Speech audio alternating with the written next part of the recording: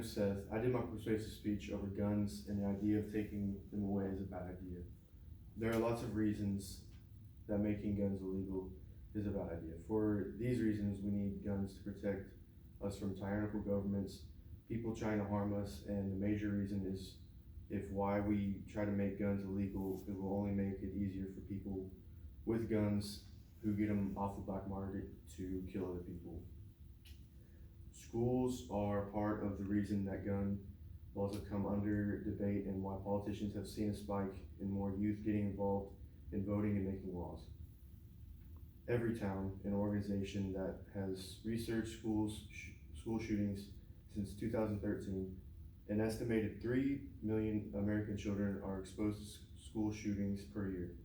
That's crazy to think about, and if I was a parent and I knew my child was seeing a possible dead body at such a young age, I would be cool with. An idea that was proposed was should school teachers carry a weapon with them at school? At first, thought this sounds like a great idea, but it is a good. But at first thought this sounds like a great idea, and is a good way to stop a shooter because of how many guns would be in the building if a shooter were to come in. The cons of this would be teachers don't go into their profession with a motive to kill people. You go into the military with that kind of mindset. B, the training that goes into and needs to be for being able to carry around a weapon is time consuming, and it's a lot different training than you go into school for teaching. C, it could be dangerous for teachers to have these inside the school building because little kids could get their hands on them and could injure themselves or fellow classmates.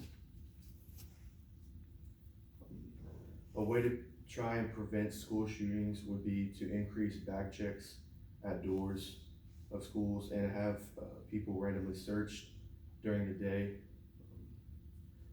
Likewise, the Second Amendment was to keep the power of the people, the right to bear arms, is the Second Amendment of the Bill of Rights because it is one of the most important. Laws that do not work unless there is a consequence after breaking them. The consequences for breaking some laws involves the use of firearms. Otherwise, people wouldn't be held accountable and would be running wild. The whole reason this amendment was made in the first place was because Americans just finished declaring and fighting for their independence from Europe. Brooks puts it best in saying, having just used guns and other arms to ward off the English, the amendment was originally created to give citizens the opportunity to fight back against tyrannical government. The Constitution is a document like no other before, excluding the Magna Carta, with as many freedoms it gave to the people, solely for the people, and to keep the government from getting too strong. This amendment is the most important in keeping we the people the part of the Constitution, what exactly it says. Thirdly, how to prevent people from being killed by guns is to have gun vendors, shop owners, and law enforcement to do a better job at checking the history of mental illnesses in families and background checks. Requiring a more rigorous training period for law enforcement and anybody who wants to handle a weapon would help with unwanted deaths.